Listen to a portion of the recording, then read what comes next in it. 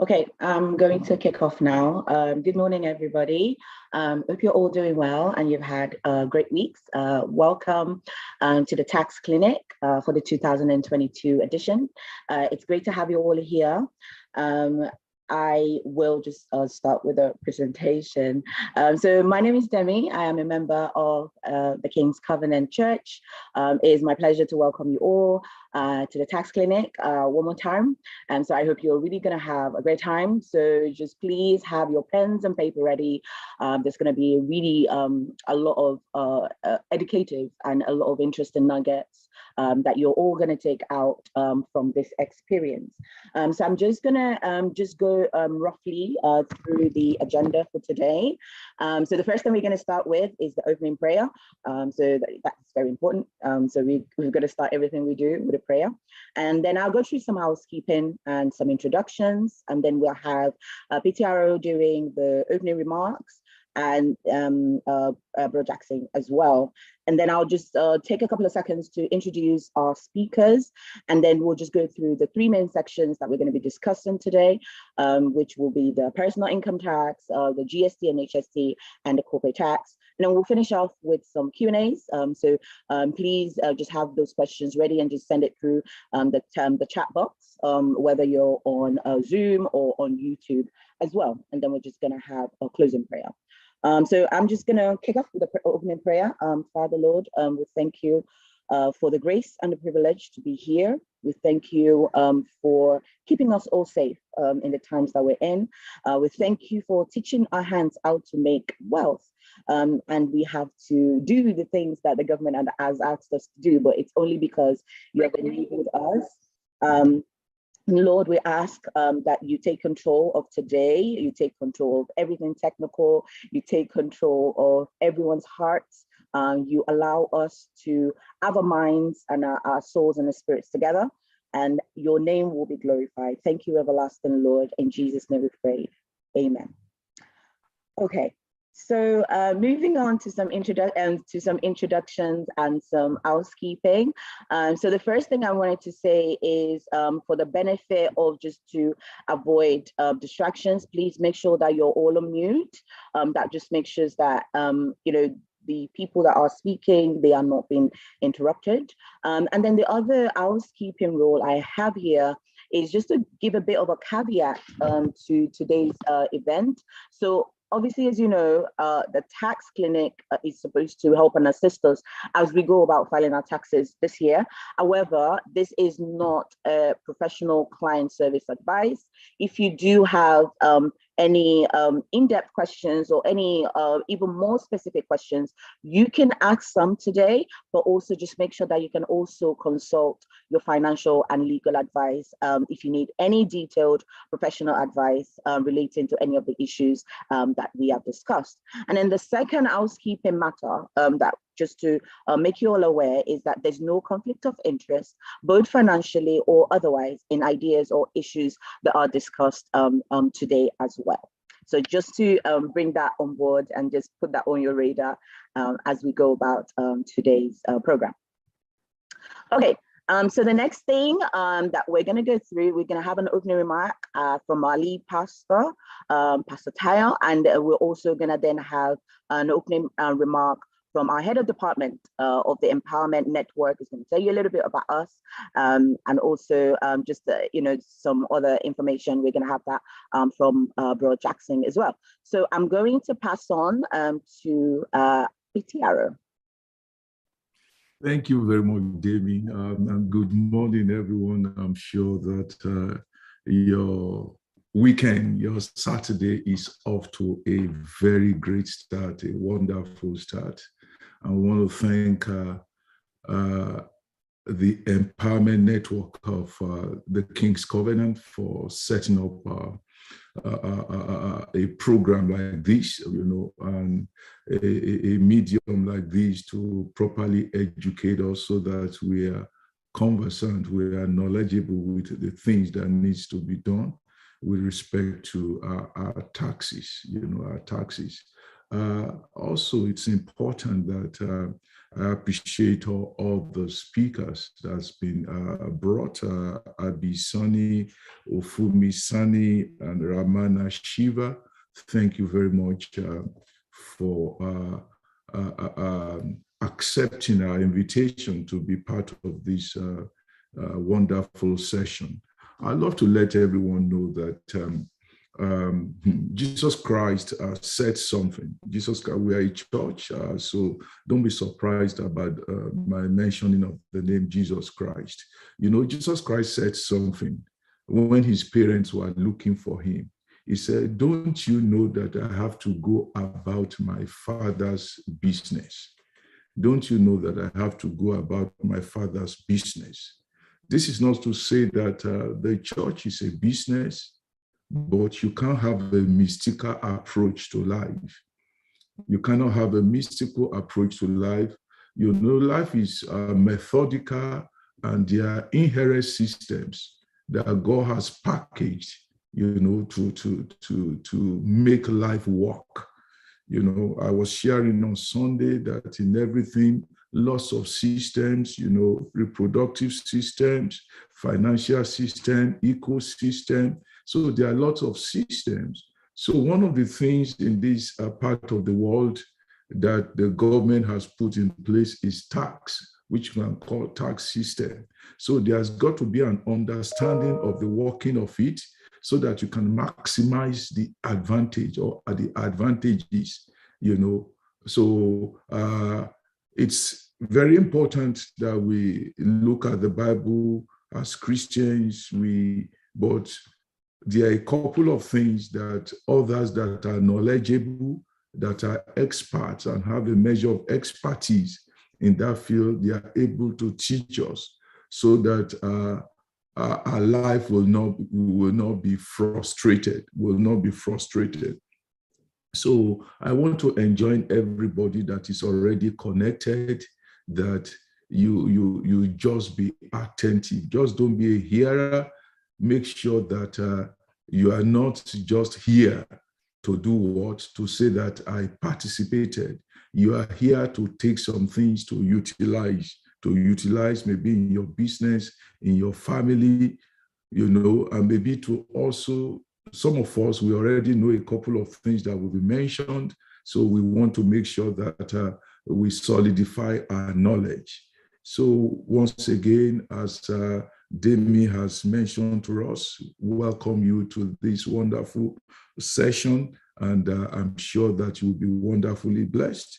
And to our facilitators, our speakers, thank you very much. We are so grateful that you have consented to just lead us through in this session. So thank you very much. God bless you. Thank you very much, Pastor Tayo. So we're going to pass on to Bro Jackson. Well, thank you, Demi, for a warm introduction. Good morning, everyone. My name is Jackson, and I'm the HOD for the Empowerment Network of the King's Covenant. And I want to first and foremost acknowledge and appreciate our Father in the Lord, Pastor Tayo Ojajuni, who is our senior pastor. Thank you, sir, for taking the time out from your very busy schedule to join us this morning and bless us with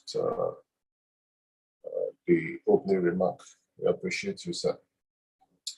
I welcome everyone to today's Tax Clinic 2022. Just like my senior pastor said a while back, we are first and foremost a church, and will believe in the gospel of Jesus Christ in its entirety. And I am the HOD for the unit, which is actually organizing this session. So I will now proceed to just share a little bit information about the empowerment network of the King's Covenant. And the King's Covenant is one of the branches of the Redeemed Christian Church of God in Canada. So the King's Covenant Empowerment Network mission statement is anchored on assisting individuals cross the threshold to sustainable, immediate, and lifelong goals in a godly manner. Each unit serves as a resource center with a repertoire of tailored solutions that address specific issues that have been stratified into appropriate buckets for resolution.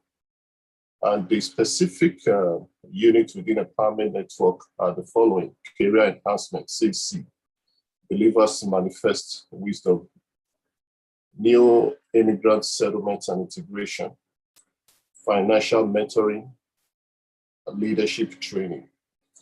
For the purpose of time, I'll just go through the career enhancement and believer manifesting wisdom aspect of it. But for further details, I want to encourage that we will visit our website at the King's Covenant, www.thekingscovenant.ca. So the career enhancement aspect of activities are the following areas: identify and admit candidate needing assistance with career counseling and guidance, establish standard and periodical training session in career development, set up programs to catering for continuous mentoring of candidates, monitor individual progress and successes through objective scorecards, reinvent programs to continuously cater for the changing needs of the secular environment. And under believers manifesting wisdom, we have identified current opportunities and platforms for wealth creation, which will be of general interest to members, create forums for idea generation and involve professionals for evaluation and criticism, discuss current and best practices in business and entrepreneurship, world of today, induct and mentor members in various developmental and leadership programs. Like I said, due to time consideration, I urge us to visit the kingscovenant.ca for further information about the activities of the Empowerment Network, which is a unit under or one of the units of the King's Covenant. And the King's Covenant is one of the branches of the Redeemed Christian Church of God.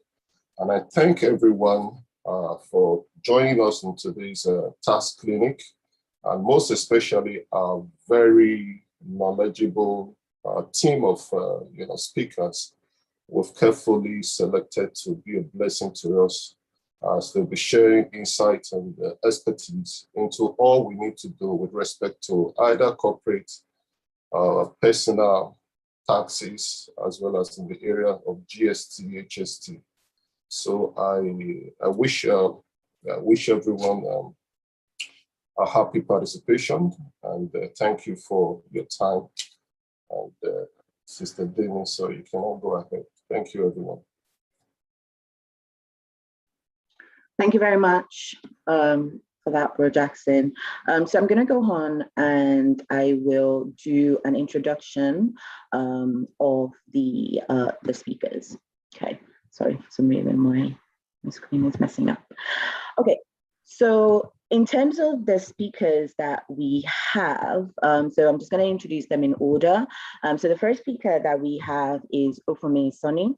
So I'll just give a bit of a profile about Ofumi. So Ofumi is a CPA with over 8 years of extensive experience in tax, audit, accounting, financial analysis, and data analytics.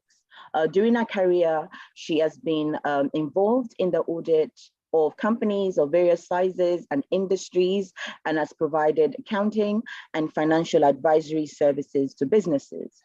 Ofumi is passionate about providing financial and strategic advice and delivering value-added insights to support businesses. So Ofumi is going to be taking us through some personal income tax sections this morning. So the second speaker that we have is Abi Sonny. Abi Sonny is also a CPA with 9 years of experience in accounting, tax, financial, and data analytics. Previous experience include having worked with government bodies like the Metrolinx. She's passionate about managing and improving stakeholder relationships whilst meeting company goals. She's a forward thinker who enjoys working with diverse teams, collaborating with others, and solving problems. And and Abby will also be talking a little bit more also about personal income tax and GST HST section as well. And our third speaker that we have this morning is Ramana Shiva. Ramana Shiva is a partner at Oasis LLP and a licensed public accountant. Ramana brings over 10 years of expertise in business advisory, accounting, audit, and tax. Ramana's portfolio of clients ranges from owner-managed small businesses, professional corporations and practices, construction companies, investment companies, and also not-for-profit organizations and charities. Ramana sets himself apart from the rest by listening to what his clients have to say, offering sound financial and business advice, and also prides himself in being able to deliver the highest quality of work whilst upholding high ethical standards that is expected of him in his profession. So we're really glad to have you here, Ramana. Ramana is going to be talking us through sort of the corporate tax, and he'll also dive in a little bit into the not-for-profit section. With that being said, I will now pass on to Ofumi to take us through a section. Well, thanks, Dami. And I just also want to say thanks to the King's Covenant Church and the Empowerment Network for having us here today. I and Abby are very glad to be here with you guys, and we're happy to share our experiences and knowledge with you and answer any questions that you might have. So just a brief look at the agenda of what we're going to go over today. First of all, we're going to start with who is taxed, and then we'll look at what is taxed. And I'm sure many of you here today would like to know how to save on taxes. So we'll go over like tools on how you can save your taxes, various tax sheltering tools, and look into tax deductions and credits that you might qualify for that can reduce your taxes. And then we'll go over the process of filing your taxes, and lastly, cover GST and HST. Okay, so next. So first of all, who is taxed? Some of you might guess that if you're a Canadian resident, you are taxable. So Canadian residents for immigration purposes, such as, you are a citizen or a permanent resident, or if you have a student visa or work visa here in Canada and you're living here, you're considered a Canadian resident. And when the CRA is assessing if you're a Canadian resident, they look at residential ties. So for instance, the significant ones are if you have a home in Canada. And to have a home in Canada, that doesn't just mean owning a home. It can mean you're renting a room or renting an apartment. If you have a living residence in Canada, that's a significant residential tie. And also if you have relatives, like close relatives, like a spouse or kids, that also adds to your residential ties. And they also consider secondary residential ties. So for instance, do you have active bank accounts or credit cards in Canada? Do you have COHIP health insurance, for instance, or an active driver's license? They assess various factors and for secondary residential ties as well. And so if you're not a Canadian resident, you can still be deemed one for tax purposes.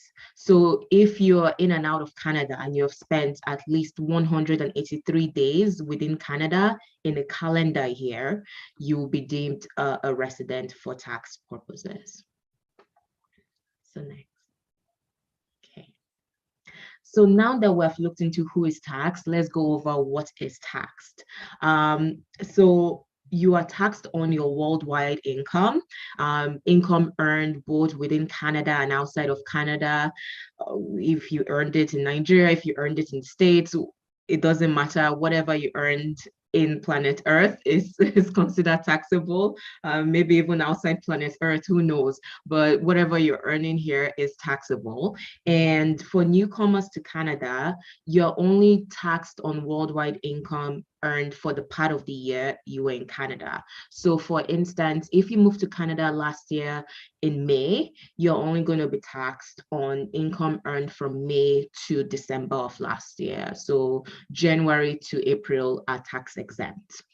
And another thing to note is Canada has tax treaties with different governments, also with different countries. So if you're earning income in Nigeria or in the US, that foreign income, there's probably tax treaty on it. And if you had paid taxes in those countries, you wouldn't be double taxed. So you still have to report the income, the foreign income on your tax returns, and also show the taxes you paid.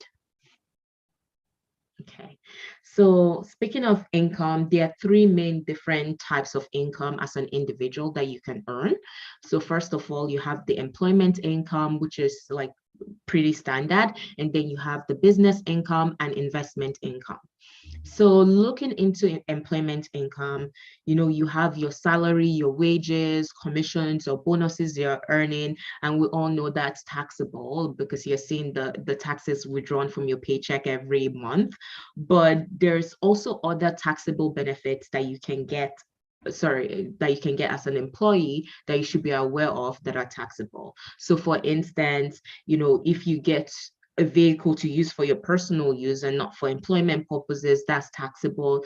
If you get a cash gift, for instance, if you're a good employee and you were recognized for being such an outstanding employee and they gave you a $500 gift card to use at your favorite store, if that's Winners or The Bay, that $500 gift card is a taxable benefit. If you get interest-free loans or low interest loans that are below what you will be paying if you went to a bank or any other financial institution to get that loan, that lower interest or zero interest you're paying is a taxable benefit. So that's things you should be aware of as well. It's not just your typical wages or salaries that are taxable.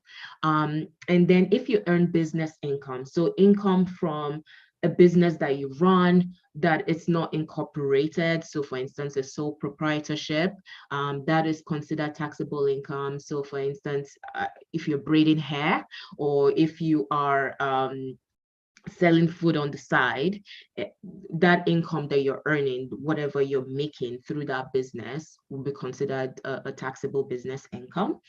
And then lastly, we have investment income. So there are various forms of investment. So for instance, you can earn dividends from having shares in a company like Apple, for instance, or you can earn interest income through GICs or through putting it in a savings account. That whatever interest you're earning there is fully taxable. And another form of investment income is capital gains. If you sell your property and make a gain, if you sell your shares or bonds, or now crypto is in, if you have cryptocurrencies and you're selling that, whatever gain you're earning is taxable, and it's only 50% of the gains that are taxable. And then there's rental income. So housing is expensive in Toronto. If you're renting out a room in your condo or a basement in your house, that rental income you're earning should be reported and it is taxable. So I hope I didn't scare you guys too much about like how everything is taxed, but there are some few tax exemptions that you can qualify for.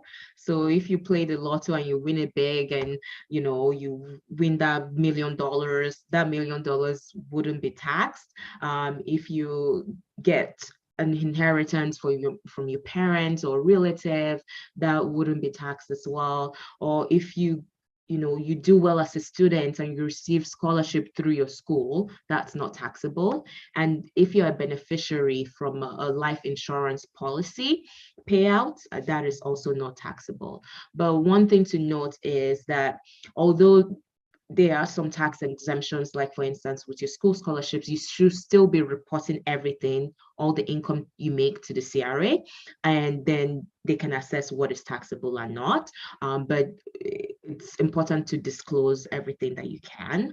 And also, it's important to file your taxes. So people that need to file their taxes generally people that are owing taxes, or for instance, or if you sold a property during the year, you are required to file your taxes and it's mandatory. But for instance, if you're a student and you say, oh, you didn't make any income and you're not owing anything, although it's not mandatory to file it, we highly recommend that you do so, because then you can claim benefits. For instance, you can get a Gst credits if you're considered low income, or you can just build that tax history. And when it's and there are some situations that arises when you need to show your tax returns. So for instance, if you are buying a house and applying for a mortgage, the bank will ask for your tax returns. And if you are applying for your citizenship in Canada, they also ask for those tax returns. So it's important that you file your taxes. And if you haven't filed it, it's not too late. You can always go back and refile, and the tax softwares that we'll touch upon have previous years that you can go back and refile. Okay, so I'm gonna now talk about self-employment income. There are various forms of self-employment income. So as mentioned earlier, you can have a business where it's not incorporated, and that income you're making from your business is considered self-employed income. So you can be, for instance, an independent contractor, contracting whatever services and skills you have to another business, or you can be running your business, selling goods and services individually and through a sole proprietorship, and you're making money from that. Or it can be through a partnership. So for instance, if you start like a snow removal business with two of your friends, that is the partnership that you and your friends are involved with, and the revenues or the earnings you're getting from there is considered like self-employment income. So if you're a self-employed worker, there are things that you need to be aware of. For instance, whatever expenses you incurred, you can deduct it from your revenues that you have earned. I know we're going to touch upon deductible business expenses later on in the presentation, but I just wanted to bring some expenses that you can deduct to your knowledge. So for instance, you can deduct any legal and accounting costs you incurred, and a regular employee can deduct that. You can deduct advertising expenses and phone expenses that you use to run your business, or any home office expenses. And then another thing you need to be aware of is Canadian pension payments, Canadian pension plan payments. So for regular employees, they always get CPP payments deducted from their paychecks every paycheck. So there's a portion that you contribute as an employee, and there's a portion that your employer contributes. But if you're a self-employed worker and you are not getting CPP payment deducted from an employer, the responsibility is on you to remit and deduct CPP payment to the CRA. So it's about 11.4% of your net income for the year, and the maximum amount that you are allowed to contribute to CPP during the year is $6,999 for 2022. So you, as a self-employed worker, you will be contributing both the employee portion and the employer portion. But for EI, you are not mandated to do that. You can do it if you want to, it's optional. And lastly, another thing that you do as a self-employed worker that regular employees don't do is GST and HST. In certain instances, you'll be required to collect and remit GST and HST to the CRA. Okay.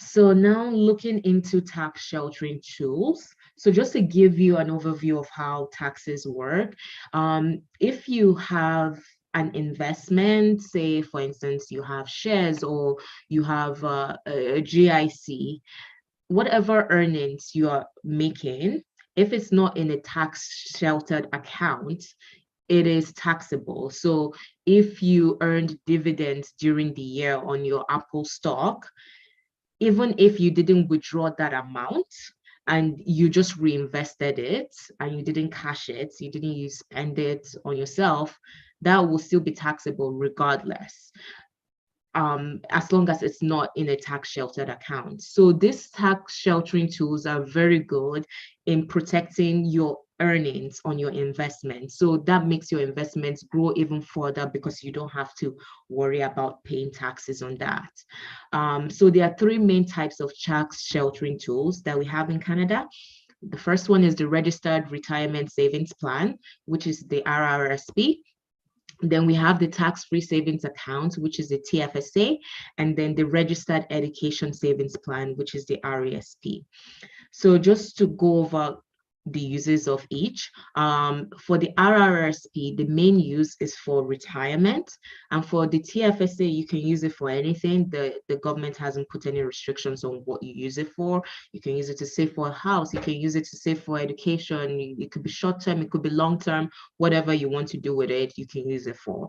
And then the RESP, the primary purpose is to save for your children's education. And the benefit of the RESP is that it's also incentivizes you to save, but because the government matches whatever you contribute into that account. So for instance, if you contributed $100 into the account, the government will match 20% of the $100 you contributed during the year. So they'll give you $20 and put it in the account so that your child will have enough money for school when they are older. But the government only contributes a maximum of $500 per year and per child to the RESP, and they do so until the child is 17 years old. And there are different tax treatments for the contributions you make. For the RRSP, the contribution you make during the year helps reduces your taxable income. So for instance, if your total income for the year, you earned employment income and that total income was say $1,000 and you contributed $100 towards your RRSP during the year, that $100 will reduce your $1,000 income, and that in effect reduces the taxes owed. So it's a good way to reduce your taxes for the year, but TFSA and RESP contributions don't reduce your taxes for the year.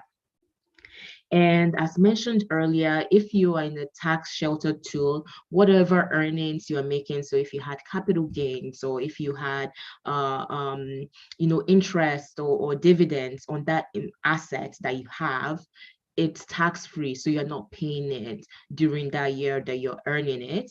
But for RRSP and RESP, it's only tax-free until you withdraw the money. So if you don't withdraw it, then it's sitting there tax-free. But on the other hand, for TFSA, it's tax-free regardless of whether it's sitting there or you withdraw it.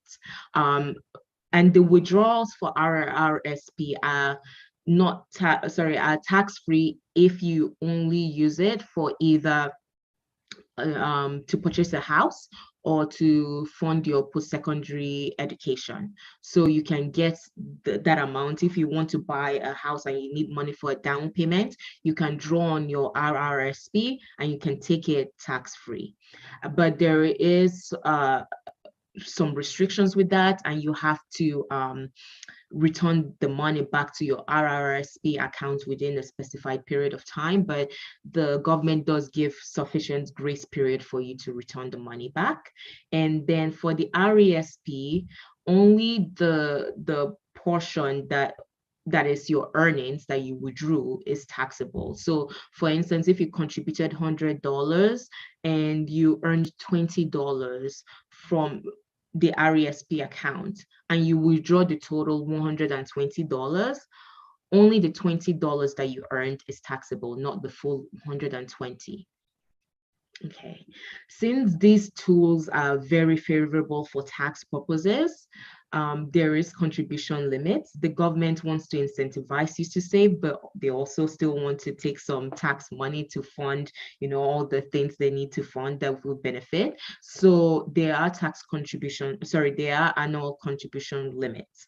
For the Rrsp, it's the lesser of 18% of your previous year's employment income and $29,210 for the year. So that the maximum you can contribute to the Rrsp is the lesser of both amounts. And then for the TFSA, the maximum you can contribute is $6,000.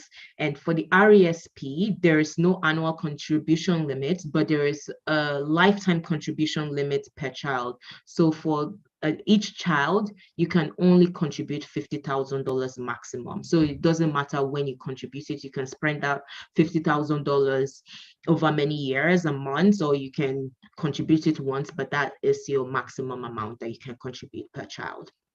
But one thing to note for the TFSA and Rrsp, any contribution amounts you didn't use during the year is always carried forward, so you don't lose it. So for instance, for the TFSA, the annual contribution limits have been $6,000 since 2019. So for last year, say I didn't use $500 of my contribution limit, I can carry it forward to this year, and I can add it to my contribution limit for this year. So the contribution limit for this year is this year is $6,000. So it would be $6,000 for 2022 plus the $500 I didn't use from last year. So that will be $6,500 that I'm allowed to contribute in 2022. You also want to make sure that you are monitoring your contribution amounts because there are penalties on excess contributions. So for me personally, I have various TFSA and Rrsp accounts. So I have some through my employer funded account. So I have benefits where my employer is matching Rrsp and they're encouraging me to save. So I have a TFSA account with them, and it's through my employer plan, so through Sun Life. And then I also have TFSA accounts through my broker. So my broker is Wealthsimple. And then I have another through my bank, which is RBC. So I have multiple TFSA and Rrsp accounts, and the responsibility is on me to make sure that I am not exceeding any of those limits. So make sure that you are keeping track of how much you're contributing to each account every month, every year, or however you contribute, and make sure that you're not exceeding your limits. Okay, next, I'm just going to talk about how taxes are calculated. So the government looks at your total income, which we have covered. It can be employment income, investment income, business income, and they take the total. And then if you qualify for certain deductions, which we'll go over later on, those deductions are used to subtract your total income, and then you get a taxable income. And then your taxable income is multiplied by your tax rate, and that gives you your taxes for the year. And then you can reduce that tax amount with certain tax credits that you qualify for, and that can result into you owing taxes, so having a tax payable or refund. So if your tax credits that you qualified for are more than the taxes that is calculated, then you get a refund. But if it's less, then you have taxes payable. Okay. All right, and then next, just to give you an overview of the tax rates. In Canada, we use a progressive tax system. So each dollar you earn is not necessarily taxed the same amount or applied the same rate. It increases based on certain ranges. So for instance, if you earned $100,000 during the year, the first $50,197 is taxed 15% on a federal level, and then the next $50,198 to $100,000 will be taxed 20.5%.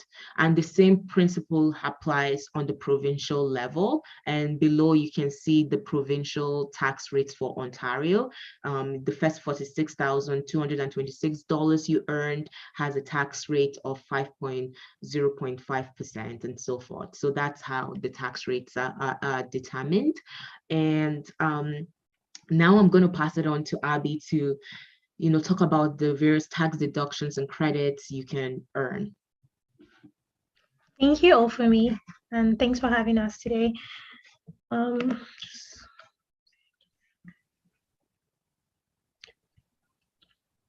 So as Ofemi mentioned, we have both tax deductions and tax credits. And tax deduction and tax credits are basically tools that help us reduce our tax liability. So at the end of the day, if you qualify for some of this credit or the tax deductions, then you will pay less taxes, or you have less taxes to pay. You owe less taxes. So I'm going to show you two different types of examples for both tax deductions and tax credits. So basically, tax deductions help you to reduce your taxable income, while tax credits will help you reduce your taxes payable. Ofemi gave that explanation in the beginning when she was showing us how taxes are calculated. So some great examples or some common examples of tax deductions would be your childcare expenses. So if there's any expenses that you've made that were not covered by your childcare benefits that you get from the government, or not part of any kind of contributions that you get outside of your pocket, then you can definitely claim that. Any professional membership fees that you paid that wasn't reimbursed by your employer, that's something else that you should claim. If you're paying child or spousal support, you can also definitely make sure you document all your payments made throughout the year so that you can claim those as well.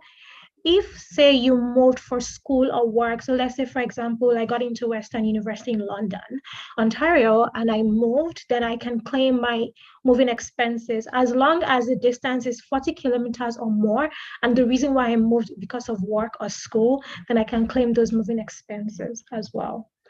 Ofemi explained the Rsp contributions. So Rsp is actually, it's a tax deferral plan. So therefore, you can use it to reduce your taxable income. So let's say, for example, you made $30,000 that year and you contributed $10,000 to your Rsp. You can use that to reduce how much it will be your taxable income. So, and then we have the tax credits. So for example, right now, a lot of us are working from home, and you can definitely claim your work from home expenses. And there are two ways you can claim that. There's a flat rate of $2 a day with a maximum of $400 for the whole year. And with this method, you don't have to keep any documentations. You don't have to keep any documentations. You don't have to keep your receipts. You don't have to justify. The only criteria is that you must have worked from home for at least 50% of the time. It has to be 50%, more than 50% of the time that you worked from home throughout the year. And you can also use the detailed method. With the detailed method, you need to show all your documentation. So you have to keep all your supporting documents, your receipts. You got a new chair, you got a new table. You just have to show all your receipts to make sure that in case the CRA calls you up for an audit, you're able to show them the backup for your claims. Another thing you can claim would be donations and gifts to charities. So make sure that you're getting your receipts from the church for all the tithes and offerings that you pay. And also make sure you get your tax receipts for any donations that you made to not-for-profit or any charitable organization that you support. If you went to school in 2021, for example, you can also claim credit on tuition that you paid, and that's the only tuition that you paid by yourself. So for example, if you got any grants, if you got any scholarships, while you must report those in your income, those are not taxable. Those were not, you won't be able to get any taxable benefits for that.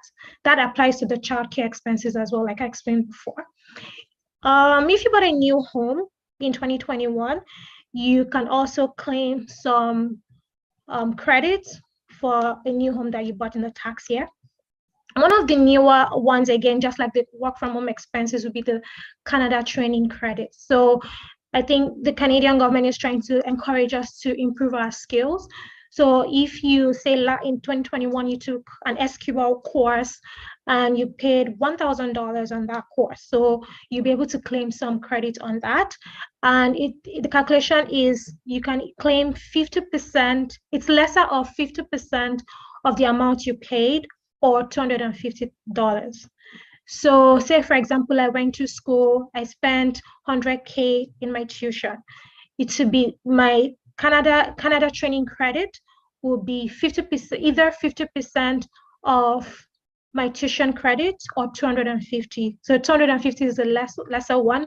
That means I can only claim $250. However, you're still able to claim your tuition credit as well. I missed one point. So let's say you took student loans earlier on when you were in school, and now you're paying interest on your student loans. You can definitely get some credit on interest on your student loan that you've paid for the payments that you're making back to, the government for that. So when you are trying to file your personal taxes, ensure that you have all your documentations. Ensure that you're going to the right professional to help you file your taxes as well, people who are well trained, who are well skilled in those areas. If you're not filing it yourself, look at these expenses, look at these tax deductions and tax credits, and think about the documentations you need to provide to your tax preparer. Or even if you're filing those taxes yourself, just make sure you're not missing some of the key ways where you can save on taxes and where you can reduce your tax liability. The filing deadlines are very important. You want to definitely make sure that you're not paying interest, you're not missing the deadlines, and you're not liable to pay penalties. So the first date is February 22nd, and that's when NetFile reopens. So from February 22nd, we can start filing our taxes online using NetFiles. March 1st, so the government, Canada Revenue Agency gives us an opportunity to continue contributing for 2021 for our Rsp, PSPP, and SPP contributions. We can make contributions from January 1st up to March 1st that will be counted towards the prior year. So if you still want to make some contributions for Rsp to reduce your taxable income, make sure you do so before March 1st. You still have a little bit of time. After March 1st, then you can't do that anymore. It will go towards, after March 1st, it will go towards the 2022 tax year. The next deadline is April 30th. This is the deadline to file your personal taxes for T4 individuals. So you don't have a business, you just get T4, you just get investment income, and that's it. Then your deadline will be April 30th. April 30th is also the deadline to pay your taxes for both your personal income taxes and also for self-employed individuals. However, June 15th is your deadline to file for your self-employment income. So while the government is giving you a chance to file for your self-employment income at June 15th, but remember that if you owe any taxes when you filed at the deadline, you'll be liable to, that means you've missed a few months because you already missed that April 30th deadline. Just keep that in note if you have a small business or if you're a sole proprietor or a contract, yeah, self-employed contracts. You have a contract business. So like I said, it's very important for us to make sure that we are not missing those deadlines because the CRA is not that merciful when you do so. So there are interest rates that will be applicable and they compound on a daily rate. So they have a compounded daily interest and it starts to be applied on May 3rd, 2022. How they calculate that is it's based on a prescribed rate per quarter. So for example, if you paid your taxes late for the quarter of October, let's say it's time that you paid your taxes late from October to December 2021, the prescribed rate is actually 5% for that period. And they always update this interest rate on the CRA website. Another thing that would apply would be penalties if you file late and then you owe taxes. So how it's calculated is it will be 5% of whatever you're owing, of your balance owing, plus an additional 1% for each full month that you haven't filed your taxes. But they can only, that additional 1% can only apply for a maximum of 12 months. So that means that you're going to be paying 5% interest, plus another 5% on balance owing, plus another 1% for every month that you're late. This is why it's very important that you keep to the deadlines and file your taxes on time. Even if you think that you're not going to be paying taxes, there's a chance that you could be paying. You could also be missing out on some benefits. So make sure you file your taxes on time and pay those taxes due. If something happens and you're unable to pay your taxes, let's say you filed and you're unable to pay, make sure that you call the CRA and try to see if you can make payment arrangements with them. Don't avoid it. If you avoid it, you're just going to, avoiding it is not going to make the problem go away. You just have to face it and make sure that you adhere to their rules. Also, life happens to everyone, and sometimes things are difficult. People are going through a hard time. So for example, let's say somebody is in the hospital in March or in February and they're not able to file their taxes. I think that's fine. The CRA they're able to waive fines for circumstances that are beyond the taxpayer control. And in that situation, the person may not have to pay penalties or interest, but it has to be something that can be proven, and it has to be something that you can support that claim that it was beyond your control. My account. So CRA My Account, I think, is a very great role.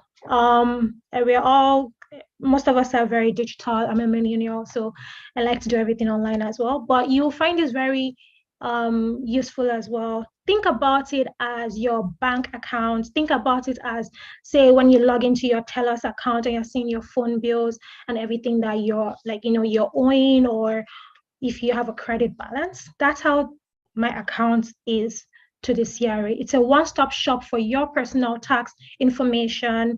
You can get your notice of assessment there and other things. So if you go on the CRA, if you just Google My Account CRA or CRA My Account, it takes you to the website and you see a screen that looks like this. You are able to register. You can either register by setting up your username and password, or you can register through sign-in partners. It's usually the bank. So there are different criteria, there are different ways you can sign in using a partner, but I think the bank is one of the popular ones. And it's a very secure system. Some of the benefits of using My Account will be, first of all, you can see all your CRA correspondence on My Account. And for example, let's say when you file your taxes, you can see your notice of assessment. Let's say you're trying to get a mortgage. Usually the banks would ask you, give me your notice of assessment, give me 2 proofs of income, and usually you won't see your notice of assessment. Instead of stressing out and looking for where that document is, if you log into My Account, you can just print it out and send it off to your bank and you're fine. Another thing that I like about My Account is when I'm filing my personal taxes and I'm using the tax softwares, because I have My Account, I don't have to input all the information. So the CRA, the My Account actually links to those tax softwares, tax filing softwares. And then when I log in and put in on that information, it just automatically puts in the numbers in the right boxes. Definitely, I always double check. I'm a numbers person. I have to check everything times 3 times, but it also really helps to reduce data entry errors. It also helps your accountants to reduce data entry errors on their part. And the reason why I like My Account is because you can see all your tax slips on there. So your T4 information will be there, your Rsp will be there, information, and TFS information. You can get your T2202, which is your tuition, your slip from your school when you pay tuition fees. And the only limitation is that you won't see any receipt for contributions or donations you've made. And the thing is that you won't see the slip for the interest made on student loans.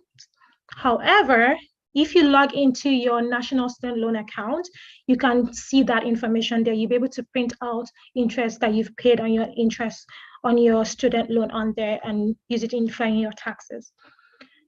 When Ofumi was talking, she talked about contribution rooms for Rsp and TFSA and how it's our responsibility to keep track of those.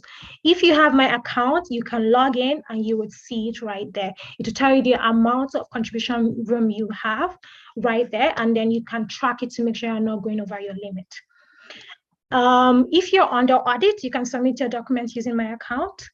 And another thing is you can also see your benefits, some of your benefits as well, so your childcare benefits, let's say, and also you can add a child. So let's say you have a new baby in 2021 and that person is not on your list in my account, you can go to my account and add your child. One lovely thing about it is also that you can definitely change your address there. If you wanted to change the bank information for your direct deposit, you can add that there. You can add authorized representatives. So for example, let's say in 2020 is an accountant, and then this last year, for 2021, you want to change your accountant, you can definitely change that on my account. So below, I have shown you, I'm just showing you the different sections of things that you can see, information groupings for what you can see on my account. So you can see your tax returns, you can see your COVID support, you can see your balances and payments, benefits, Rsp and TFSA information. So if you don't have my account, I highly recommend it, but I know like my parents don't have my account, they don't want to have my account, and that's totally okay. But it's something that I would definitely encourage. So there are different ways of filing your taxes, and right now most people use NetFile. What NetFile is it allows taxpayers to file their tax returns directly to the CRA using the internet.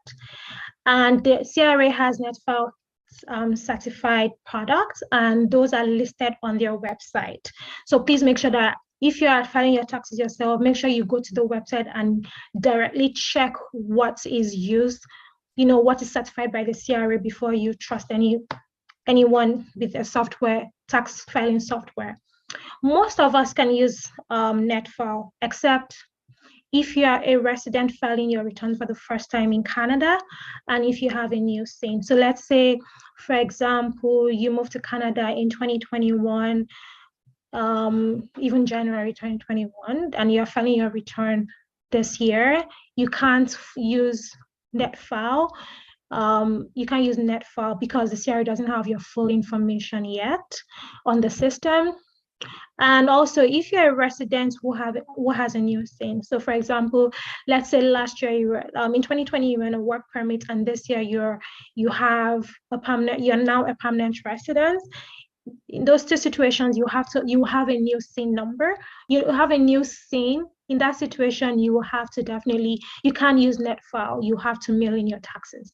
So what can you do if you can't use NetFile? It's easy. All you can do is you can still use the tax software, online, put in all your information. You print out that document, whatever pages are on that software page, and then you mail it directly to the CRA. What about if you do not have my account? That's still okay, you can still NetFile. Like I said before, you do not need to have my account to use NetFile. My account is just a good tool to see all your tax information in one place. I want you to bring to your attention that let's say you are using the tax software and you're having difficulties, and you call the tax software company and you start asking them questions. Please do not feel obligated to share personal information with them.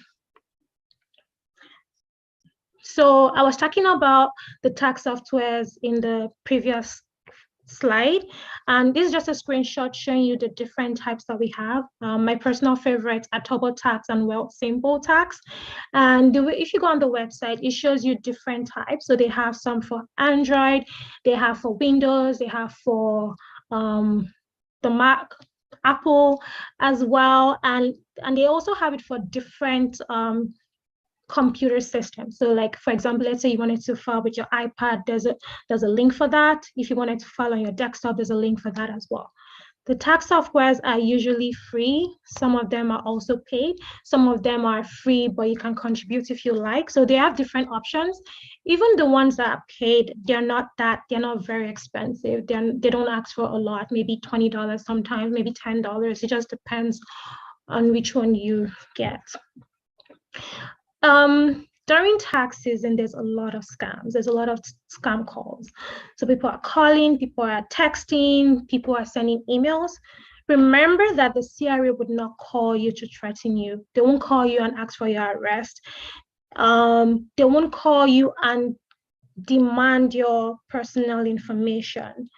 So make sure that you don't give your personal information to anyone. If it doesn't feel right, stop to think. Don't feel pressured by anybody. Don't feel pressured by anyone. If you feel a little bit scared that, oh, maybe this call is real, what you can do is take a step back, cut the call, go on the CRA website and call the CRA website, like dial the number from the CRA website directly and check to see if maybe you're under audit. Another thing you can do is, if you have my account, you can check my account to see if there's a correspondence or if anybody had tried to contact you. Because if, like, say, for example, the CRA sends you a mail, when you go to my account, you see the exact same letter in your inbox. So you can do that as well. And the reason why I said don't dial the number back is because these scammers have a way of making the number appear like it's from the CRA, even though it's not. And I don't know if it's called phone phishing. So make sure that you don't dial their number back. Make sure you go to the CRA website, dial that number, and then check by yourself, or go to my account to see if there's any new correspondence for you. So talked about tax enough. Now we're going to Gsc and Hst.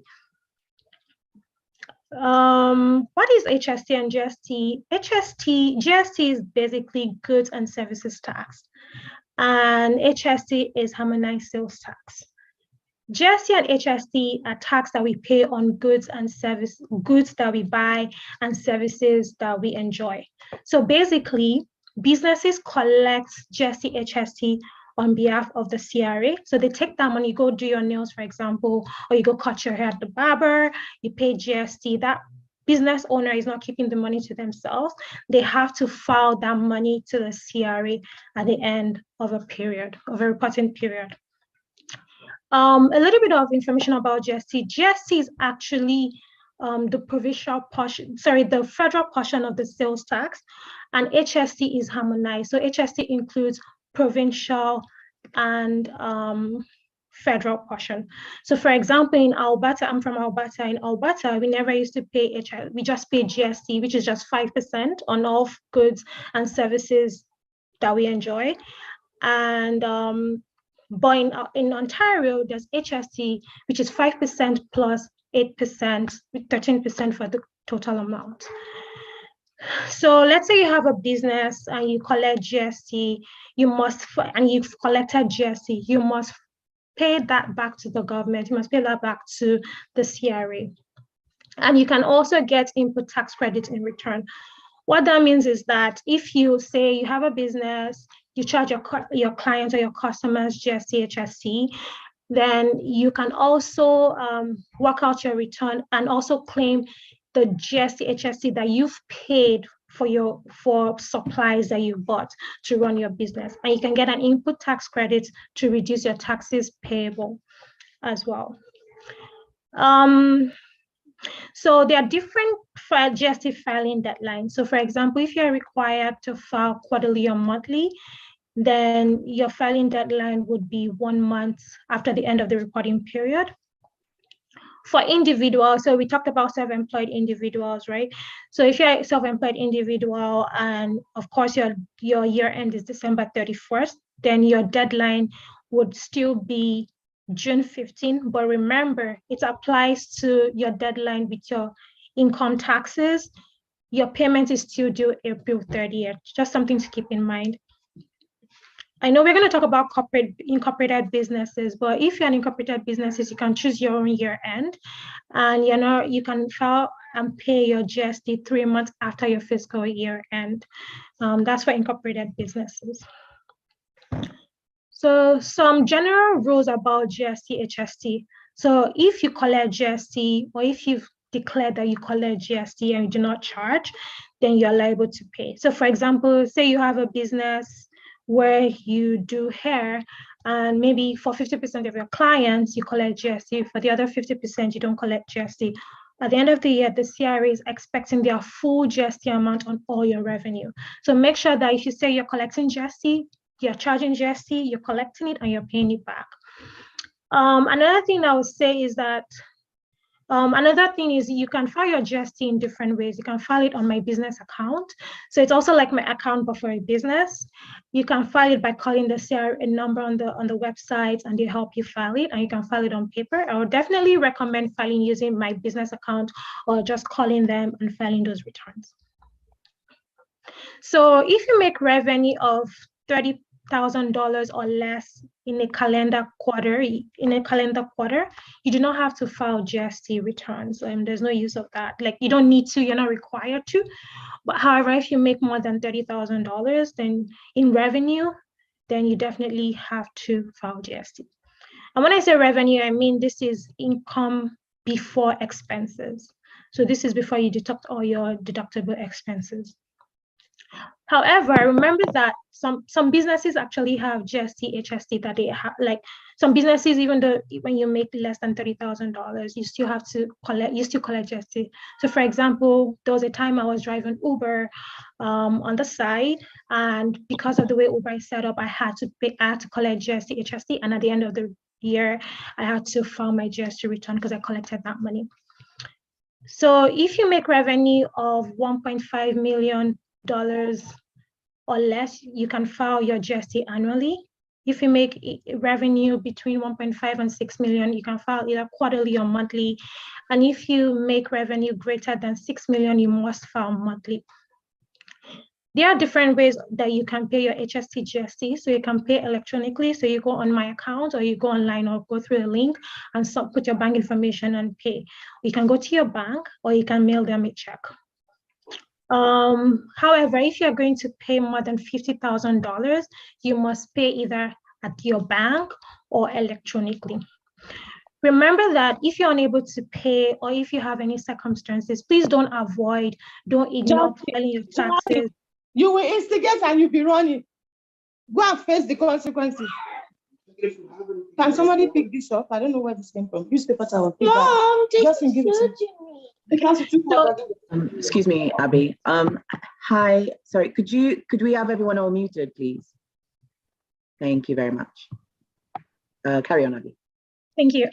So if you, I think I already mentioned that. So remember that please don't avoid paying your taxes. Please don't avoid filing your taxes. If you're going through a certain thing in your life right now, you're not able to pay, still file your taxes, call the CRA and try to make payment arrangements with them. This applies for your personal taxes, your business taxes, as well as your Gst Hst taxes.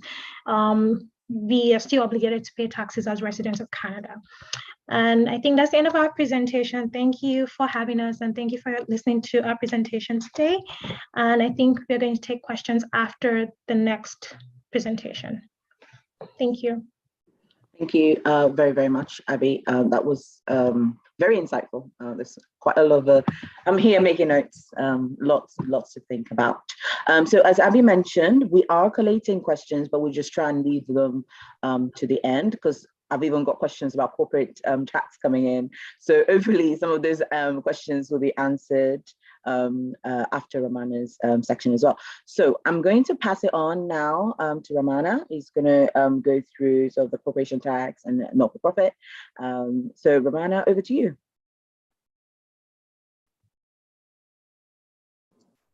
Fantastic, thank you.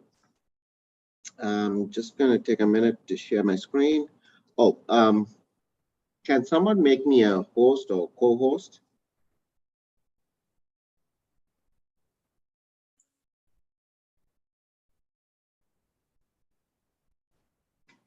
Jackson or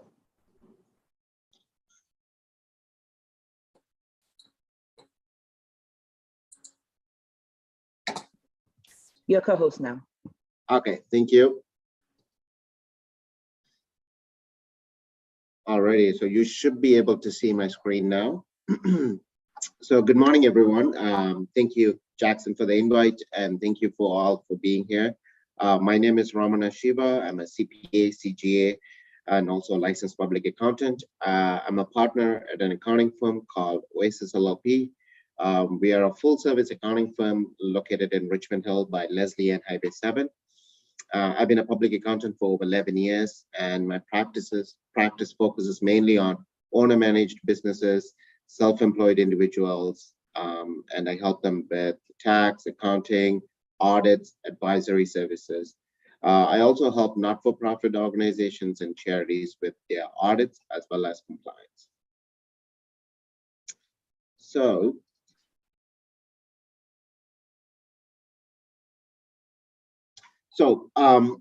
today's presentation is my presentation, at least, going to consist of 3 parts. One, I'm going to be talking about owner-managed businesses and self-employed individuals. And then number 2 is I'm going to be talking about some compensation planning on how to take money out of your corporation.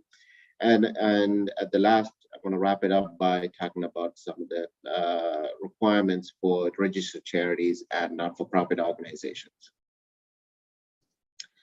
So let's get started. So I'm going to start off with some general tax tips that any self-employed individuals or owner-managed businesses could and should use. So number 1 is keeping business transactions separate.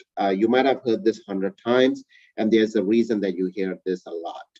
I find many self-employed individuals or owner-managed businesses. What I mean by owner-managed businesses, you're a business owner, you have an incorporated business, is that they've struggled with keeping business transactions and personal transactions separate. One of the easiest way to do this is create a new bank account for your business. If you're a corporate owner, you have to have a separate bank account. But even if you're self-employed, you don't need to, but open a separate bank account. Creating a new bank account, you could put all the business income and expenses through that bank account. This helps you track income and expenses from your personal activities easily. Another tip is to keep a separate credit card for your business expenses. This will help you when you're recording your expenses, as will only have your business expenses. Also, a lot of online accounting softwares such as QuickBooks Online or Xero will automatically download and categorize straight from your bank account, which will save you time and money. Another tip would be tracking. Another tip for tracking expenses would be to use the good old spreadsheet. The point is to record all your expenses in various categories periodically, like monthly or quarterly. And consistency is the key. You cannot just do it one month and then just let it go. You have to keep on doing it. And lastly, notice of assessment. So what is it? This is the notice that you receive from CRA upon filing a tax return. This is CRA acknowledging that you have received and processed your tax return, whether they have assessed as filed or made some changes. So it is important that you go through this and then you save it somewhere. So next item is tax deductions and write-off. So writing off something means that you're claiming it as an expense. It is an expense that you need in order to run your business or to generate income. These expenses then offset your income. So by reducing the amount of income you earn, this lowers your tax liability. But any write-offs must be related to your business, and it must be allowable by CRA. So the next few slides, I'll talk in detail of some of these allowable expenses. So one of the biggest expenses for self-employed or owner-managed individual is vehicles. Vehicles has various components in it, and it is critical that you get this right. You can deduct your vehicle expense that you incur to earn an income, but many self-employed individuals or owner-operated businesses just have one car that they use for both personal and work, and therefore you cannot deduct 100% of your vehicle expenses. Therefore, it is key that you track the number of kilometers that you use for business activities. This will help you determine what percentage used for business versus personal.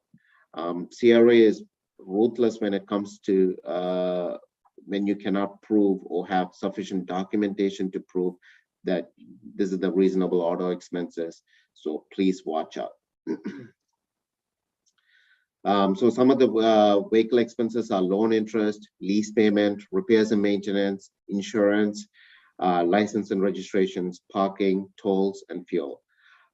Again, only a portion of these are eligible. So for example, if you drove 25,000 kilometers in a year, and out of that, about 18,000 was for business. So you could only deduct about 72% of your total vehicle expense for your business. The rest is considered personal. So just like other expenses, you should have receipts for your vehicle expenses. For example, I know many individuals just rely on credit card statements to prove that they pumped gas. CRA will not accept credit card statements as a proof that that you pumped gas, because there are other items you could buy from a gas station, like gift cards, ice cream, or cigarettes, to name a few, which are not automobile expenses. So you cannot just have a credit card statement. You have to have the actual receipt, and the proof of payment is your credit card statement. And the CRA will put the onus on you to prove that you actually purchased these automobile related items for your business. So keeping receipts is key. You can use QuickBooks Online to track your mileage. The QuickBooks Online has an app. So when you get into your car and you're driving for business trip, you could just turn on the mileage tracker, so it will track your mileage. There are also other restrictions when it comes to automobile expenses. For example, leasing costs are limited or is capped at $900 plus HST per month. So like, for example, if you lease a new brand new Mercedes, that might cost about $1,200 a month. You can only write off $900 plus HST. Okay, and as the price of your vehicle goes up, the amount of your deductible leasing expenses decreases. So something to watch out for when you're looking into high-end vehicles. If you own or finance a car, the capital cost allowance, what that means is the depreciation that you can claim on your tax return is limited to the first $34,000 in 2022. And if you finance a car, you're allowed to deduct $300 a month as a loan interest. So some of the other deductions that you can write off are license and dues, fully tax deductible, as it is essential expense to operate your business. So these include association fees, board dues, registration fees, insurance, things like that. Advertising is another major expense, from printing your business cards to creation of your website or to your social media manager. It is fully tax deductible. Just ensure you have proper documentation such as invoices and proof of payment. Some of the other expenses are office rent, telephone, internet, wages to employees and subcontractors. And of course, if you are in the business of selling a product, then those are the purchases of those products are deductible as well. A simple thing to remember here is that you can write off any expenses that is ordinary and you need to incur in order to do your business. Just make sure you keep record of everything and supporting documents. Home office expenses. So often self-employed individuals work out of home, and therefore home office and related expenses are tax deductible. So please note that if you have a home office, CRA is now becoming strict with these deductions. And in case of an audit, CRA may request that you provide proof that your home office is your primary location for doing business and meeting clients. They have lifted a little bit of that restrictions because of COVID and the pandemic, but you still have to provide that, hey, you were actually doing work from your home. So it is important that for you to know how to calculate home office expense. So the way to do that is see how big of your home is, and then calculate how much your home office is compared to your full house. Use this proportion to claim these various expenses. So some of the allowable expenses are utilities, mortgage interest, property taxes, insurance, maintenance and repairs, or even office renovation. Some of the ineligible expenses are anything that has nothing to do with your home office, right? Like, so if you renovate your bedroom, you cannot claim that as repairs and maintenance. Or if you do any outside landscaping, you cannot claim that, or purchasing a new TV. Basically, anything that has nothing to do with your home office, they are ineligible. GST, HST is another big part that you got to pay attention for. I know Abby touched on it recently, so I'll echo what she said. If you earn over 30,000 in the last 4 quarters, you are required to register for yourself for HST, and you're supposed to collect HST from your clients. There are some exceptions. If you're in medical services, like you're a doctor, or childcare services, insurance agents, or mortgage agents, you do not need to register for HST. So many self-employed individuals are surprised when they present themselves with the amount of HST payable at the end of the year, because most of them are on an annual basis. Like Abby said, if your sales are under 1.5 million, then you do not, you could file your HST on an annual basis. But when we file your taxes on an annual basis, you're going to get hit with personal taxes and HST. So a lot of self-employeds are very surprised when they get 2 tax bills. And this is because of the cash flow, right? So the best practice is just whenever you collect some HSTs, keep it aside. That way you're not going to feel the cash crunch.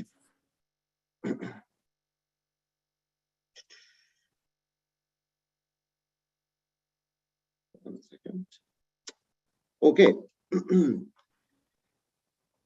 The next item is, should you incorporate? So we talked about self-employed individuals, and a lot of the times I get asked, hey, should I incorporate? So there are advantages and disadvantages of incorporating. One of the biggest advantages of incorporation is limited liability. Unlike sole proprietorship, when an owner assumes all the liability of their company, when the business becomes incorporated, the owner's liability is restricted to whatever that they have invested in that corporation. Incorporation makes it more difficult for someone to go after your personal assets, such as your house, your personal investments, car, if the business defaults on debt.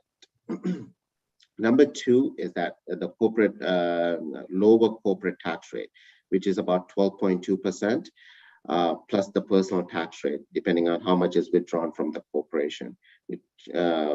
So 12.2 plus your personal portion of your tax rate versus 30 to 40% when you earn it through as a sole proprietor. Number 3 is there are some tax deferral opportunities. This allows you to grow money on a tax deferral basis through various investments vehicles. And then lastly, income splitting among spouses. Be careful of TOSI rules that was implemented early 2017, but there are still ways we could do some income splitting among family members. Some of the bigger disadvantages are that incorporation is primarily designed for high income earners.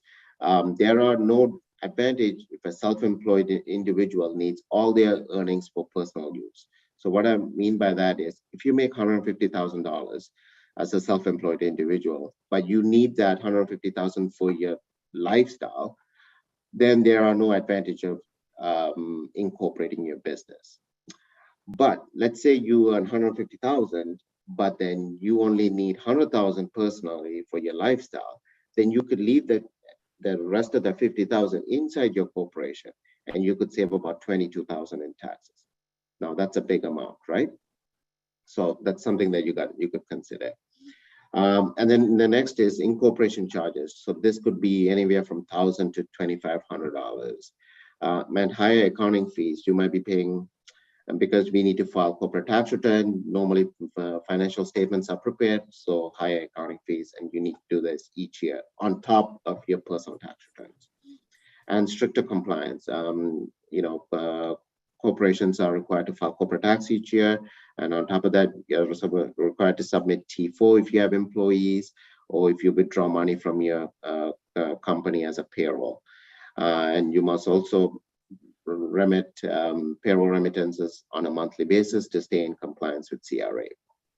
And if you're going through the dividend route, you're required to file T5 each year. So it's just more compliance. This leads into second part of my presentation, how to reduce taxes if you are an incorporated business. So successful business owners do not overpay taxes. I have the experience of working with many business owners and help them pay less tax. Obviously, paying too much taxes, not only in current year, but if you're missing something, it is compounded year after year, and therefore you're overpaying this tax. This is the money that could be going back into investment or going back into your business to accumulate business growth or business wealth. I want to help ensure that business owners are not paying too much tax. And the biggest area that I can talk about is compensation planning. Compensation planning is where we find that business owners and accountants make the largest error.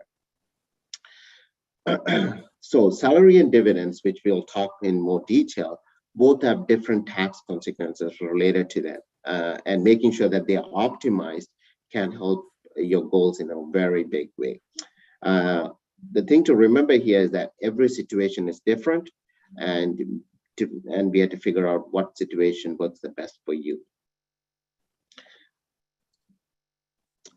The biggest question for a small business owner who's incorporated is that, what is the best way to pay myself from my corporation? As an incorporated business owner, there are only two ways to take money out of the corporation. One is dividend and the other is salary. And I want to discuss the pros and cons of each. So, should you pay yourself salary? So some of the pros for salary is that it provides a steady income. So every 15th or 30th of each month, you will get a paycheck, just like you're working for somebody else.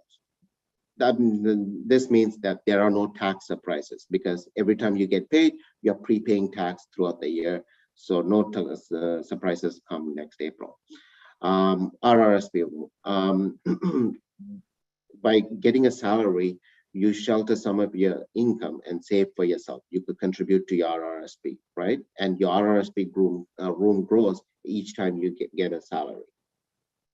And you also contribute to CPP when you take out a salary. And then number 4 is that it's easier to borrow when you are taking a salary. What I mean by that is, let's say you're buying a house, or you want to refinance, or your mortgage is coming up for renewal. Banks like to see this type of income, salary income, which is very steady.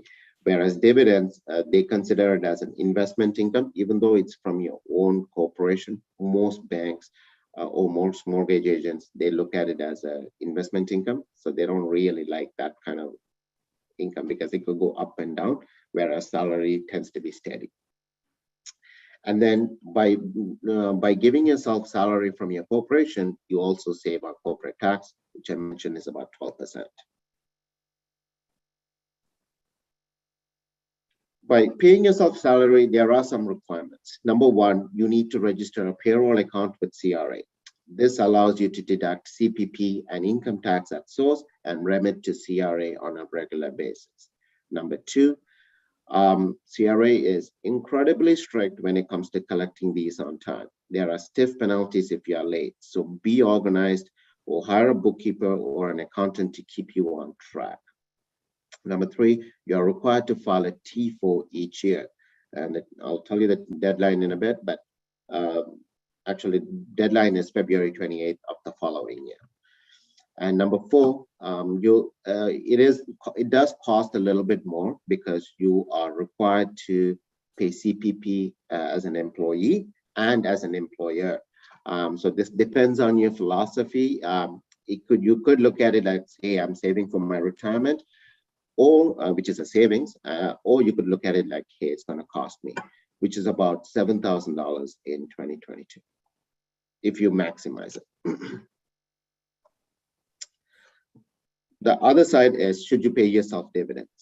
Dividends is like one of the pros is that this is the simplest way to get money out of your corporation to your personal checking account. Every time you want money, you need money from your corporation, you could just transfer pretty much from your corporate checking account to your personal checking account. And it is also lower cost, especially since you're not contributing to CPP, which is approximately $7,000. So some of the cons is that you do not get Rrsp rule because dividends is considered as an investment income, and Rrsp grows on employment or self-employed income.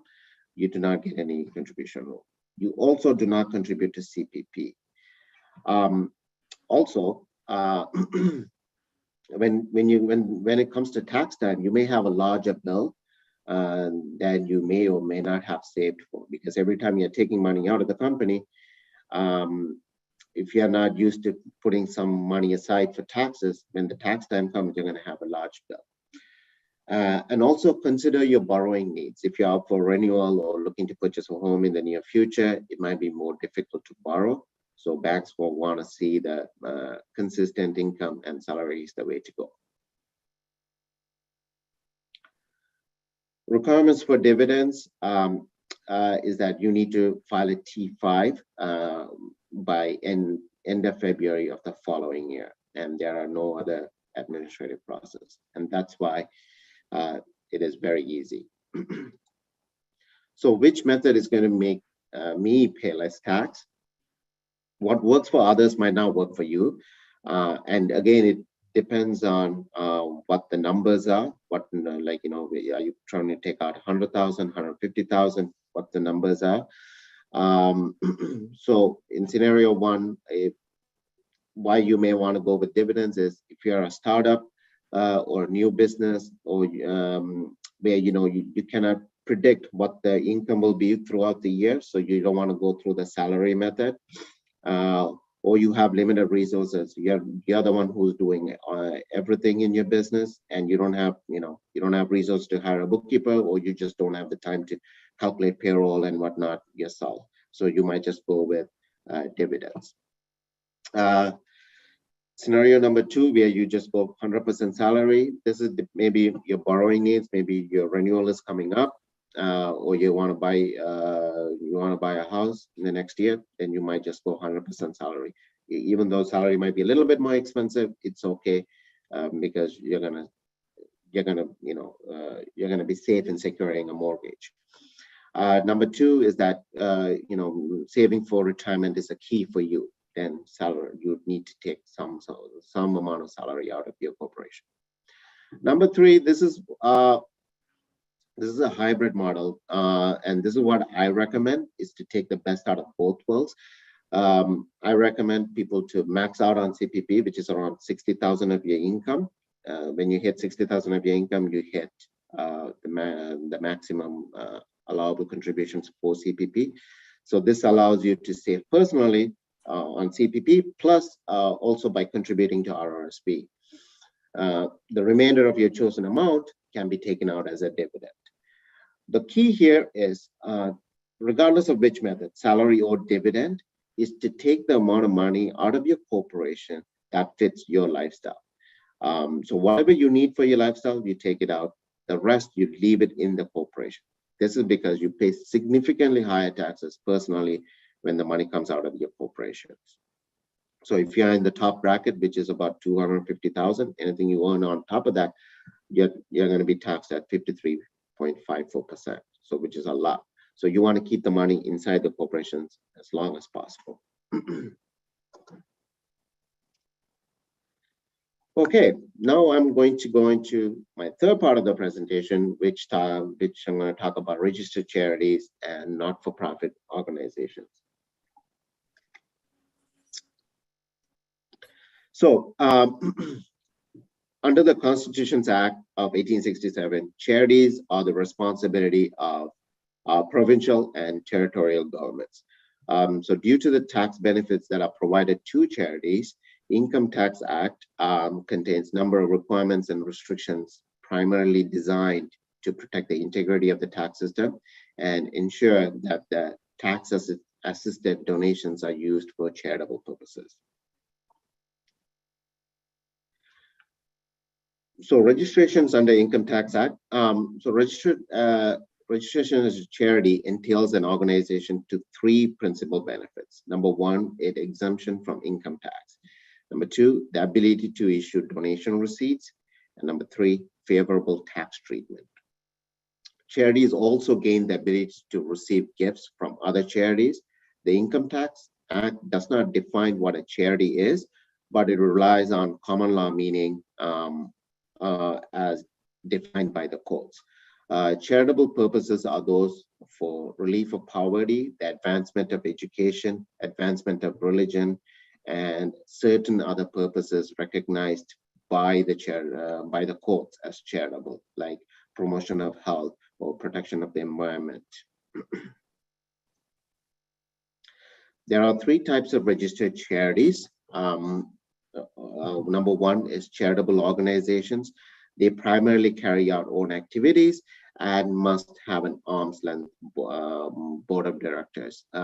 These are, churches, temples, Red Cross, things like that. They have charitable organizations. Public foundations are primarily funded by activities, primarily fund the activities of other charities and must have arm's length board of directors. Examples of these are Sick Kids or St. Michael's Hospital foundations. And then there are private foundations. These typically fund the activities of other charities as well. Foundations can either have non-arm's length board of directors or is controlled by a group that has contributed more than 50% of the capital to the foundation. So this is like a lot of wealthy families have private foundations that they will put their own money into the private foundation for which they get the tax credit for. And then they use this foundation to distribute to other charities that they see fit.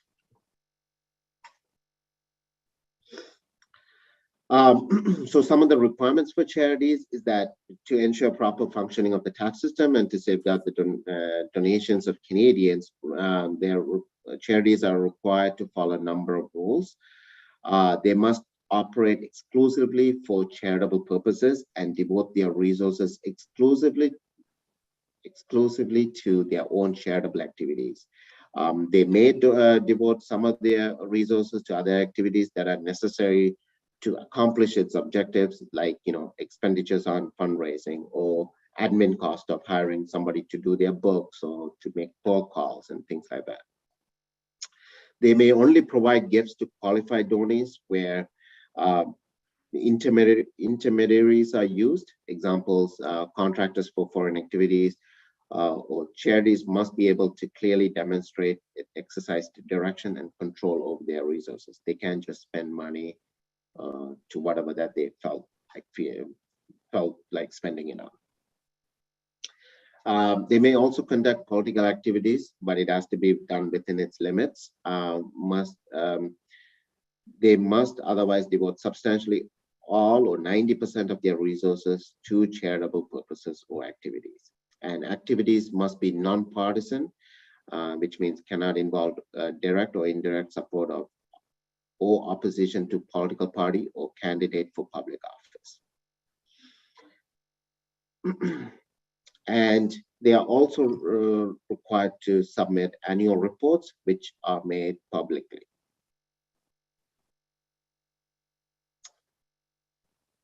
So GST, I'm sorry, 1 second. GST treatment for charities. In recognition of the important role that they played by these organizations in Canada, charities are provided with GST relief on their sales and purchases. Most of the supplies, most of the goods and services made by the charities are exempt from GST. This means that they're not required to charge tax on most of their sales of goods and services. Some of the exemptions, there are exemptions to this general GST exemption for charities.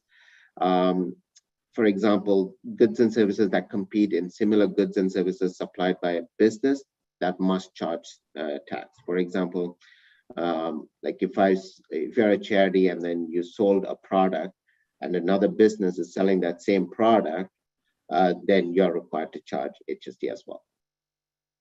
Registered charities are also entitled to a rebate of 50% of the GST paid on their purchases of input tax, of their purchases of inputs used in the provision of the exempt supplies. And you also get, in Ontario, I believe it's about 80% of the PSD that's paid as well.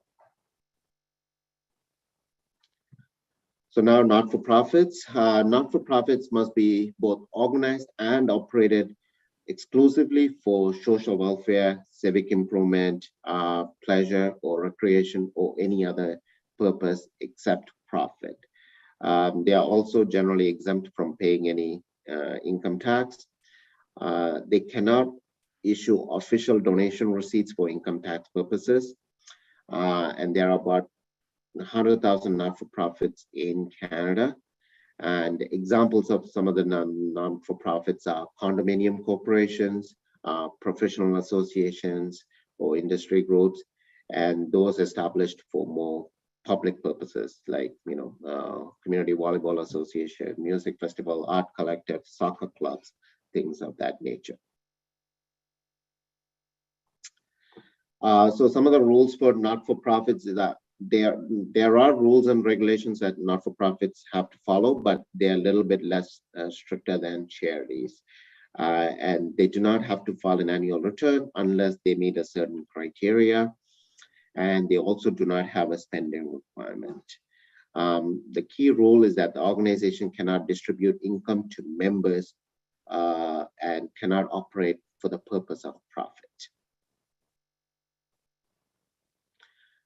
I want to wrap up my presentation with some of the deadlines. I know some of them were mentioned by Abby. If you're an employer,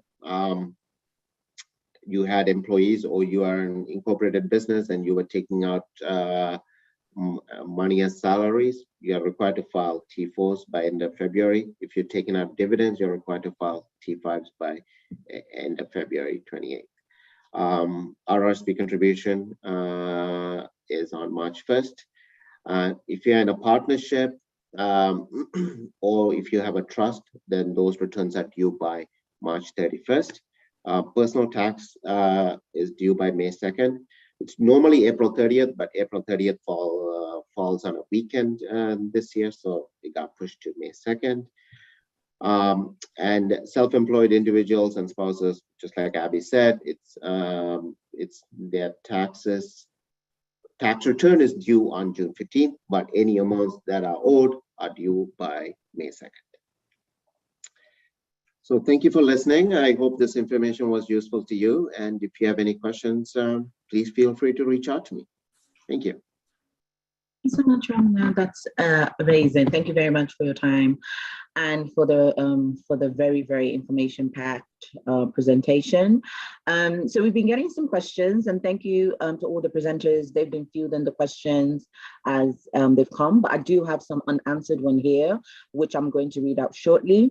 So for an housekeeping purposes, one of the questions we've had is, how do we get a copy of the presentation? So it means they're so amazing, groundbreaking, but people actually want copies of these.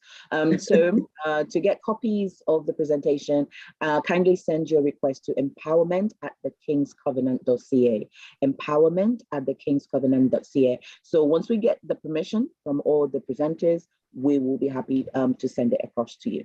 Okay. Now, one of the questions we've had that's been answered. One of them is around. I think this is a personal question, personal tax question. It says, if you work for two employers, how do you determine what to report and what not to report? Also, doesn't it look like the more work and earnings you make, the more taxes you pay?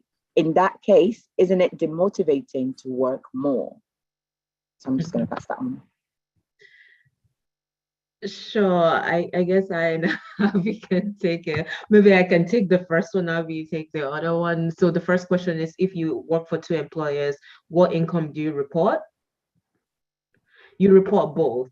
Like we mentioned, whatever income you make, you have to report it. So if you have 2 employers, those 2 employers will give you, it's called T4 slips.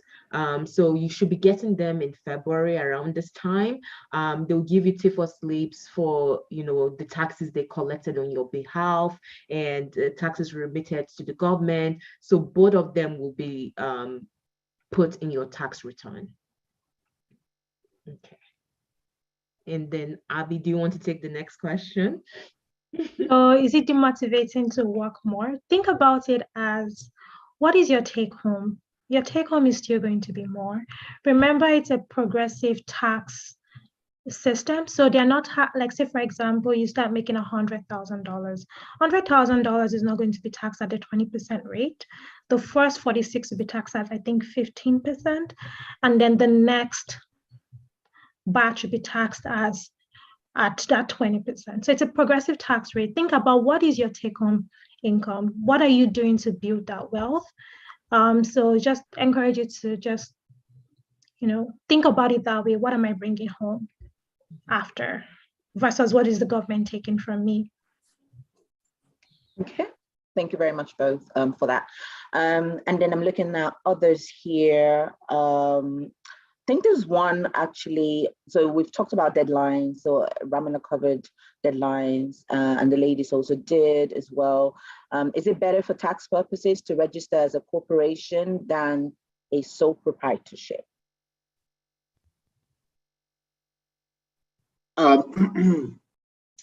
It all depends. Like I said, if you require all the money that you need for your lifestyle, then there's very little tax savings by incorporating. But if you could save some of them, if you don't need it, but let's say you're making 150, but you only need 100,000 for your lifestyle, then it's much better to incorporate and leave the excess in your corporation. So that's something that's to take away. And the other thing is liability, right? If you're in an industry where you could be sued, then it's best to go with a corporation. Like, for example, you're a contractor or you do event planning, lot more risk, people could get injured or whatnot, then the liability on yourself is higher, so it's best to incorporate. Therefore, if anyone does sue, then they have to sue the corporation, and only the assets in that corporation is at risk, not you personally. So those are the 2 things that I would watch out for. Okay, lovely. Thank you very much for that. So I'm going to repeat this one. Just, I think more people will probably get a benefit for this. So offering and taxes and all given to charity, are they deductible? So it says, so the offering and tax, the offering and the given to charities, they are deductible from adjusted gross income. Does that mean that the more you give into church, the more you deduct from their person's income? So the more I deduct from my income. So the offerings that you give to the church or any charitable donations, they are tax credits, so they're not adjusting your tax income, they're just adjusting your taxes owing. And there is a certain amount like this. I don't know the exact credit amount of it. I think it's about 15%. So 50% of what you contribute maybe is what is used to reduce your taxes. And I think there's a maximum amount that you are allowed to reduce your taxes. So it's only allowed to reduce it by, let's say, 70% of your total income. So yeah, the more you contribute, yes, the more it's reducing your taxes, but it's only to a certain extent. Great. Thank you for that, Ufumi. I don't have any other unanswered ones. Is anything else on your side, Efosa and Ibuka? Yes, my questions have been answered. The ones from the YouTube chats, they've all been answered. Thank you very much. Fantastic. And anyone else on on the chat? All the questions from my also answered as well. Fantastic. So our presenters did an incredible job of making sure everyone has all the answers to their questions. So I don't have anything on my list anymore, but any I guess any specific questions, you probably, as we mentioned earlier, please get in touch with professional Oasis LLP, Abby, or for me as well. But then if you need like the slides copy, yeah, just send an email to the Empowerment Network email address. Now I've just got one in. This is just to clarify, is the expenses to claim you are working from home 400 or 500? Oh, amazing. Thank you, Abby. That has been answered. So working from home expenses to claim is $400. Bro Jackson, do you have anything? Dikimbanji, anybody? Ebuka has his hands up. Oh, okay. Sorry, missed that. Erica? Sorry, I typed my question. I was just trying to find out, like, in terms of carrying forward losses from sole proprietorship business, how many years forward and how many years backward can we carry forward? And I think the other question I had was on the capital allowances for vehicles. I think I remember seeing 34,000, if I remember clearly, for the first year. So what happens in other years? Is it a straight line balance of deduction? I know depreciation is not allowed. Is it a straight line balance deduction? So imagine a car is, say, $5,000. In the first year, you're looking at 34,000. I'm just trying to see how you can prorate or apportion that value in terms of the capital, CCA actually for tax purposes. Okay, your first question was about your non-capital loss. If you had a business income, if you had a business loss and thing, you could carry forward that business loss for up to 20 years forward, and then you could carry it back 3 years. So that's your first question. Number two, you're asking about CCA. So CCA on an automobile. CCA on an automobile is done at 30%. So what that means is, let's say you bought a car at $34,000 in 2022. You are allowed to deduct 34,000 times 30% in 2022. That will be your CCA. So which comes to about $10,200. You could deduct it. Next year, you start off with 34,000 less than 10,200, 200 or 800 times 30%. So it's done on a declining balance basis. And each year, it just comes down. The expenses, the CCA amount comes down. Does that answer your question?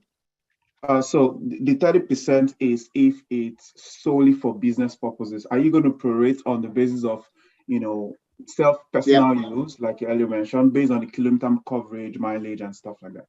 That's correct, yes. And out of that, 30%, you have to times it by, how much you've used it for your business versus personally. If you used it for 80%, then you times out whatever the CCA amount that you calculated times 80%. And that's what you're allowed to deduct. Thank you. Okay, fantastic. One just came through now, but I think Ofemi has responded. Just to clarify, the TFSA band, so the maximum for this for 2022 is 6K. However, it's cumulative, so that means if you didn't use your allowance from last year, you can carry on this year. So Ofemi has answered that. So thank you very much for that as well. Does anyone have any other questions just before we finish up? Okay, yes, I do have a question, and my question is directed at Raman and Shiva. You spoke a later part of your presentation. You spoke extensively on charity and not-for-profit organizations in Canada. So my question is there okay, I want you to clarify to, because a whole lot of professional terminologies here this afternoon. I would like you to clarify the term arm's length member board of directors. as a requirement for charity? And is this also as a general rule for the not-for-profit sector as well? But please clarify arm's length member board of directors, and if this is also a requirement for not-for-profit. But I do know that you did some clarification on that around that of the not-for-profit as wealthy family pulling resources together, and so I would appreciate some clarification in this regard. Yeah, so for charities, so let's say, your church, right? Church comes around, some of the community members come and say, hey, we need a church for us, for what we believe in or whatnot. So you decide to build a church. For that, you need to collect money. So a few members come around and they collect money to build a church. Once the church is built, somebody needs to run it. So who runs it is these members who came and decided to build a church. They decide board of directors. Okay, it could be about 8 to 10 people. It could be even less too. It all depends on the size of the organization, but typically about 10 board members are common. And then they decide to create a board of members who is going to have a vision and look after this charity or this not-for-profit. These board members, they should not be related to each other, and they should be elected by the members. The members elect board of directors who's going to have a vision and for the organization. And these board of members could appoint like an executive director to run the day-to-day activities, to make sure the staff comes on time, to make sure that churches programs are run smoothly and no issues and whatnot. And the executive director reports to the board of directors, and the board of directors report to the members.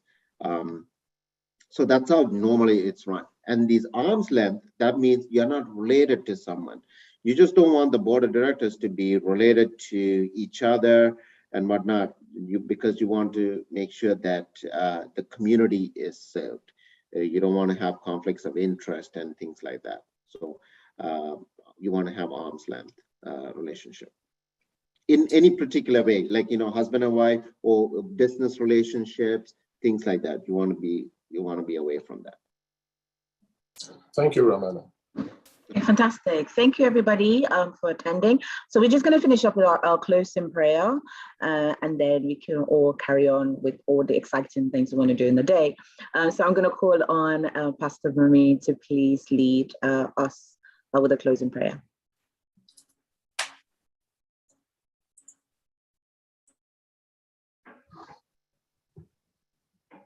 Praise the Lord.